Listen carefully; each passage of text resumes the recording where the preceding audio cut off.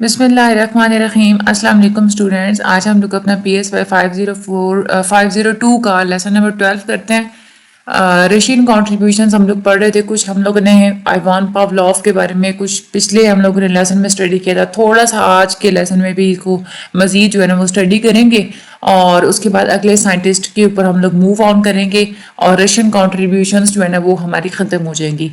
आज का lecture easy सा है, शॉर्ट सा है, ठीक है। आपने एंड तक ज़रूर देखना है, वीडियो को सब्सक्राइब ज़रूर कीजिएगा और आगे आप लोग शेयर भी ज़रूर किया करें, रिकमेंड किया करें आगे, ठीक है। ग्रुप ज्वाइन करना चाहते हैं तो आप लोग कर लें, क्योंकि मिड टर्म क्योंकि एग्ज़ाम आप करीब हैं तो ग्रुप में बच्चे जैसे जैसे पेपर देख के आते हैं ना तो वो ग्रुप में आके बताते हैं कि ये पेपर हमारा आया था आज, ठीक है। तो आप लोग फिर जो है ना वो आसानी से आपको पता चल जाता है किस किस्म का पेपर आ रहा है। बाज़ दफ़ा ऐसा होता है कोई एक जो है ना वो रिपीट भी हो जाता है कोई क्वेश्चन। सबसे पहले हम लोग इवान पावलोव की जो रिमेनिंग जो कॉन्ट्रीब्यूशन है उसको थोड़ा सा स्टडी करते हैं। इवान पावलोव बहुत बड़े साइकोलॉजिस्ट थे 20वीं सेंचुरी के और इनकी जो है ना साइकोलॉजी की फील्ड के ऊपर इनके बहुत लॉन्ग लास्टिंग इम्पैक्ट थे।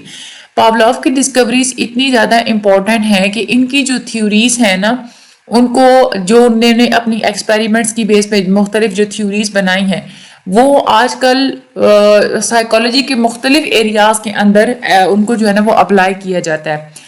एनिमल कंपैरेटिव साइकोलॉजी में अप्लाई किया जाता है, चाइल्ड साइकोलॉजी में अप्लाई किया जाता है, educational psychology, organisational psychology, industrial psychology, sports psychology, psychology of advertising, clinical abnormal psychology, psychotherapy, इन सब में जो है ना इनकी डिस्कवरीज को यूज़ किया जाता है। ये यहाँ से हमें पता चलता है कि मॉडर्न साइकोलॉजी के ऊपर पावलोव की जो डिस्कवरीज हैं उसका कितना अच्छा जो है ना वो इम्पैक्ट है। अगले जो रशियन साइकोलॉजिस्ट थे वो हैं व्लादिमीर बेख्तेरेव, ठीक है। ये एक और ऐसे ये रशिया के ऐसे इनका भी ताल्लुक था और ये स्टूडेंट थे विल्हम वंड के, ठीक है। ये एमसीक्यू बहुत ज़्यादा इंपॉर्टेंट है, ये आप लोगों के लेसन में आता है। ही स्टडीड अंडर विलियम वंड। विलियम वंड वो पहले साइकोलॉजिस्ट थे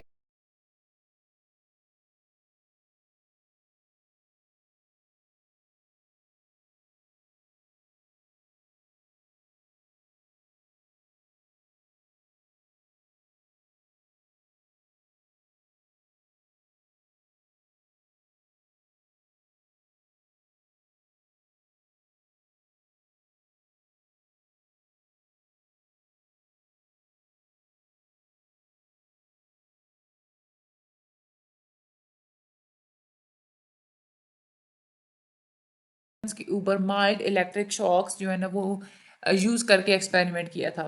दूसरे लफ्ज़ों में हम लोग ये भी कह सकते हैं कि जो बेख्तेरेव है ना बिल्कुल जो लो वोल्टेज इलेक्ट्रिक शॉक्स होते हैं ना जो बिल्कुल भी इंसान के लिए जानवर के लिए हार्मफुल नहीं होते, उनको उन्होंने अप्लाई किया था इंसानों के ऊपर और एनिमल्स के ऊपर। और उन्होंने ये नोट किया था कि ऑर्गेनिज्म का रिस्पॉन्स कैसे होता है इन शॉक्स के ऊपर। जो आइडिया उनके पीछे यही था कि ये एक्सपेरिमेंट उन्होंने इसीलिए किया था ताकि ट्रेस करना कि लर्निंग का क्या अफेक्ट होता है, कि इंसान सीखता कैसे है, उसका क्या अफेक्ट होता है। आपने देखा होगा ना कि जब किसी को कोई शौक मिलता है ना या कोई भी ऐसा कोई स्टिमुलस जो कि उसको हार्मफुल लग रहा होता है, एक दफ़ा पहली दफ़ा तो उसको जब मिलेगा तो वो फौरन से उस चीज़ से दूर भागेगा और एक साथ में वो लर्निंग भी करेगा, सीखेगा भी सही, वो अगेन जो है ना वो उस चीज़ के करीब जाने की कोशिश नहीं करेगा। बेख्तेरेव ने ये नोट किया था कि जो शॉक्स होते हैं ना वो एसोसिएटेड होते हैं विद ड्रॉवल रिएक्शन के साथ। विद ड्रॉवल रिएक्शन का मतलब ये होता है कि इंसान या जानवर हर उस चीज़ से, हर उस सोर्स से दूर जाने की कोशिश करते हैं, हर उस स्टिमुलस से दूर जाने की कोशिश करते हैं कि जो उनको जो है ना वो हार्मफुल लग रहा होता है, ठीक है। तो विड्रॉवल रिएक्शन वो होता है कि जब इंसान स्टिमुलस से अवे मूव करता है। तो ये भी आप लोगों के एमसीक्यूज में आता है कि वो स्टिमुलस जिसकी वजह से इंसान उस सोर्स से दूर मूव करता है वो कौन सा स्टिमुलस है, that is a withdrawal stimulus withdrawal reaction, ठीक है।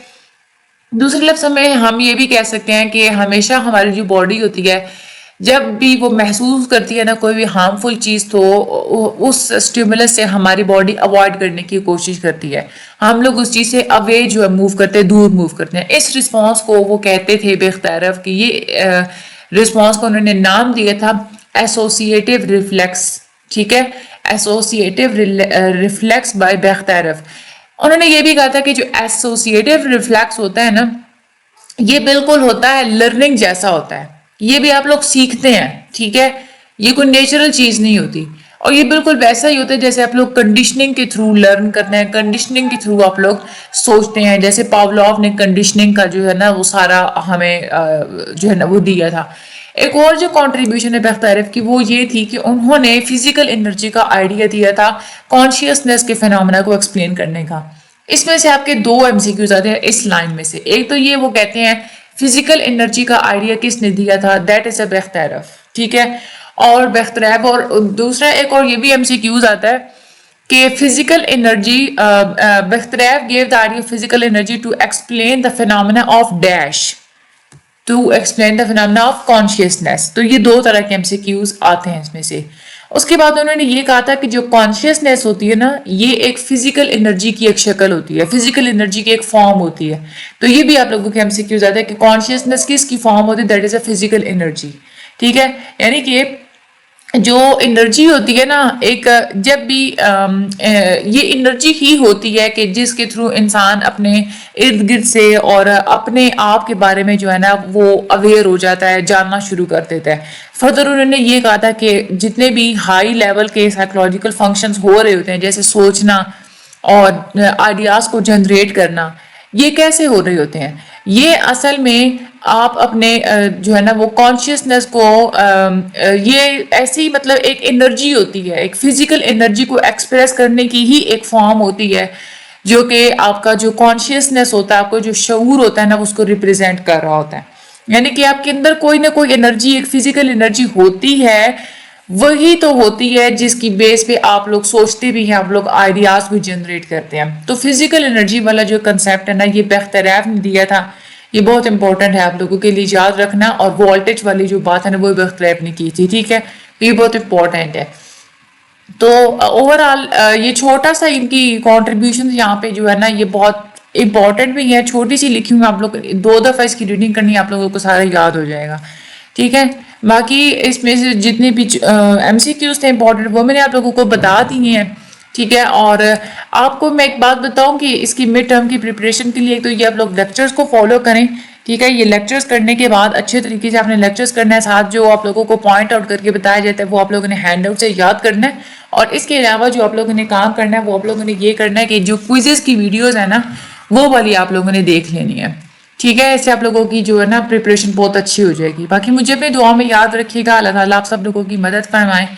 Thank you so much, and channel को सब्सक्राइब करना मत भूलिएगा। And best of luck for your mid term exams, and अल्लाह हाफिज़।